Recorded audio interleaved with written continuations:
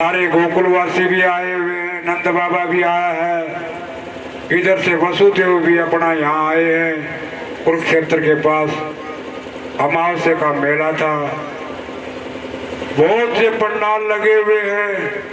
भगवान की जो पटरानी थी, रानियां थी, वो भी आई है, गोपियां भी आई है, राधा रानी भी आई है।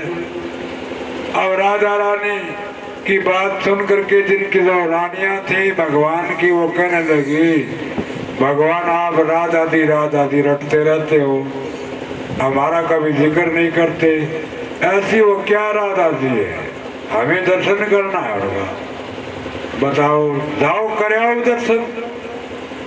आओ वो जब वो उनकी रानियां थी भगवान की, वो सारी की सारी कले भगवान करने खाली हाथ मत जाना, कुछ न कुछ लेके जाना खाने पीने के लिए।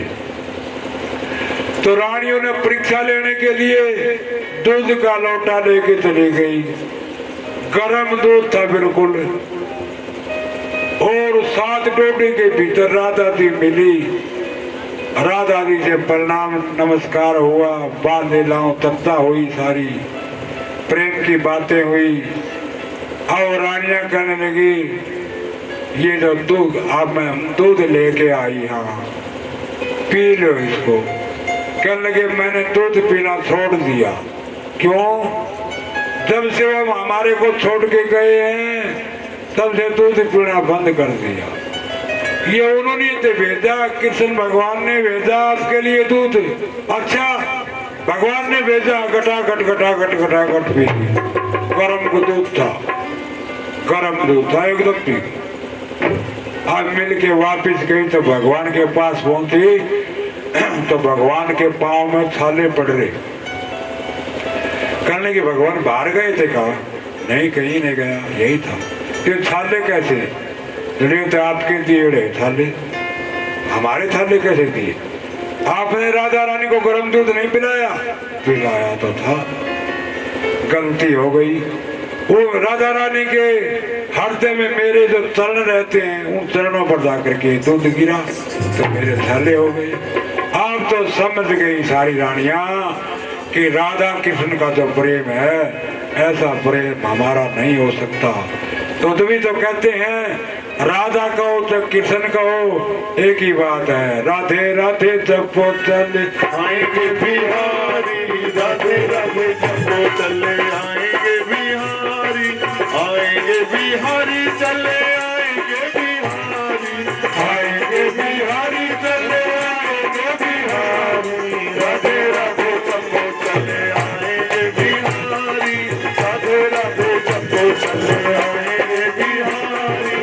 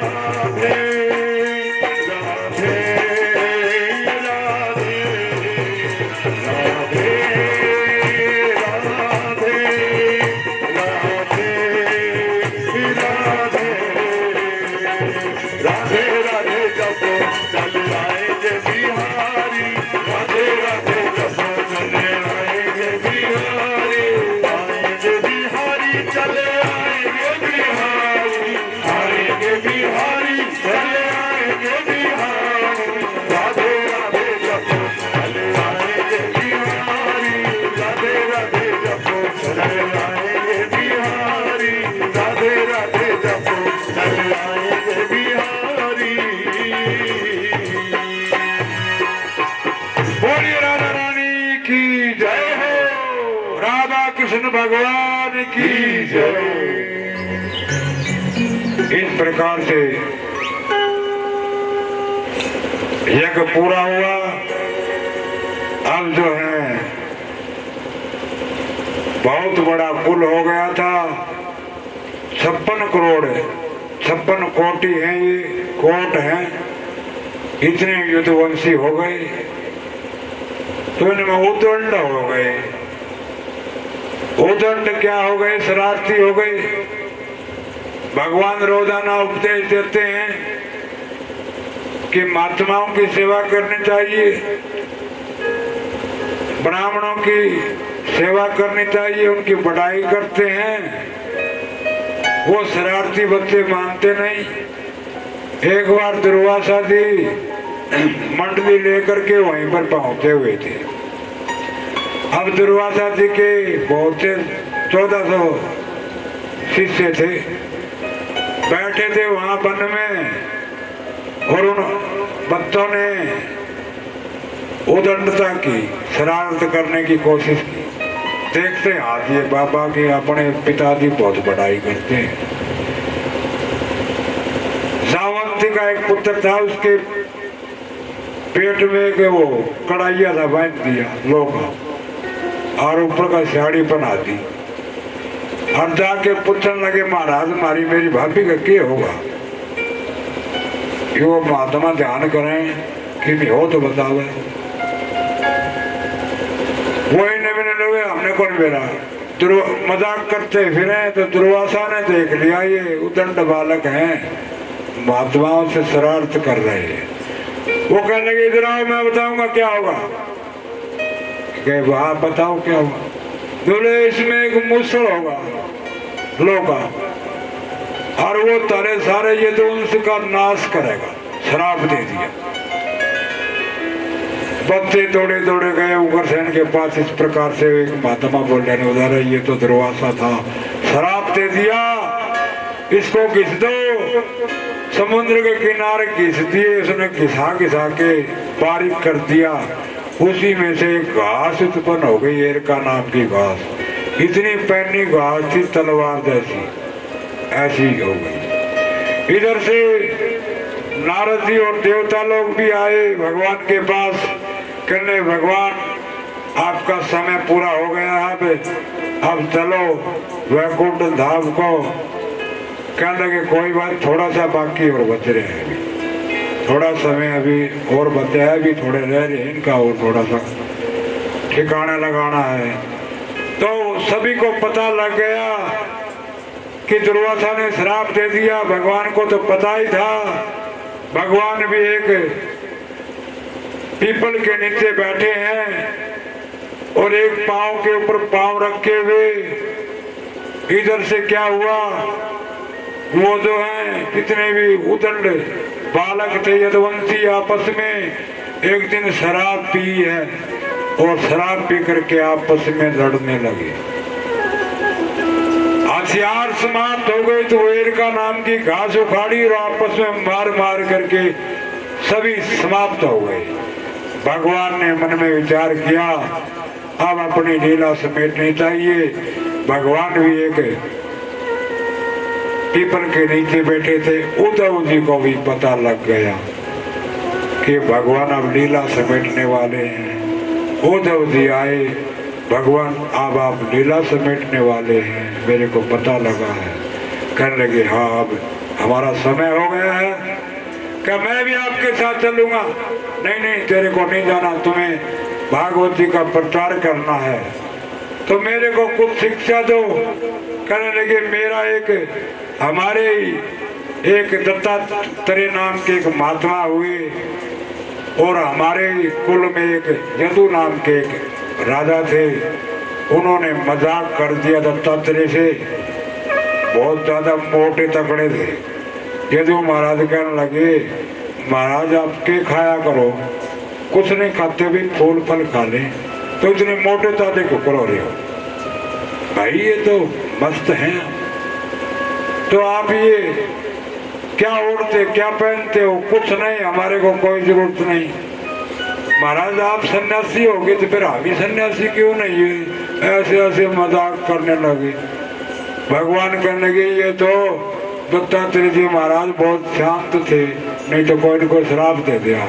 कहने लगे भैया हम सन्यासी इसलिए हुए हैं कि हमारे पास वैराग्य था। वैराग्य ज्ञान और वैराग्य के बिना सन्यासी नहीं बन सकते। तो वैराग्य आप कैसे बने, आपको वैराग्य कैसे हुआ? कहने लगे हमने 24 गुरु बनाए।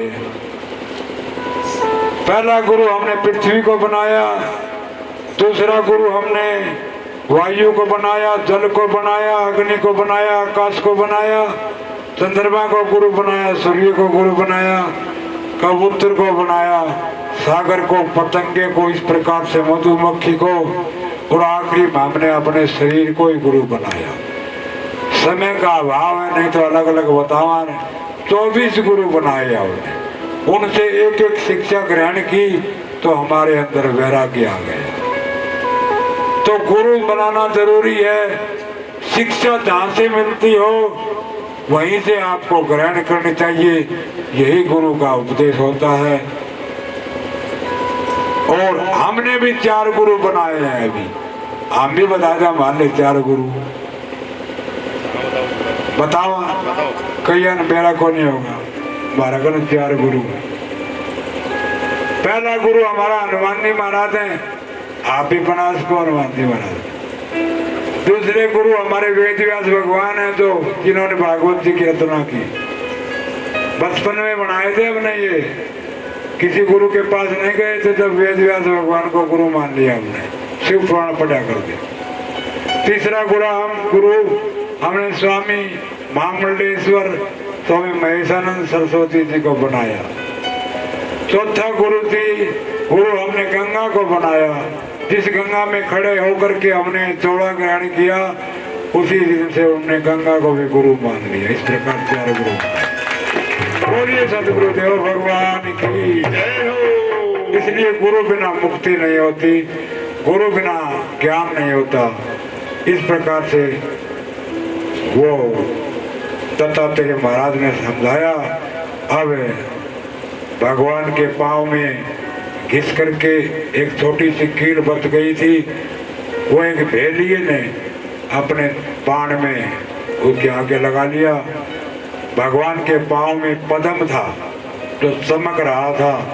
भेड़िए ने मन में विचार किया कि कोई न कोई हिरण है, बाण छोड़ दिया, भगवान के पांव में आकर के लगा, और देखते ही देखते भगवान ने अपने शरीर को त्याग करके एक दिव्य ज्योति प्रकट हुई, जो कि भागवती में आकर के प्रविष्ट हो गई। बोलिए भागवत भगवान की जय। इस प्रकार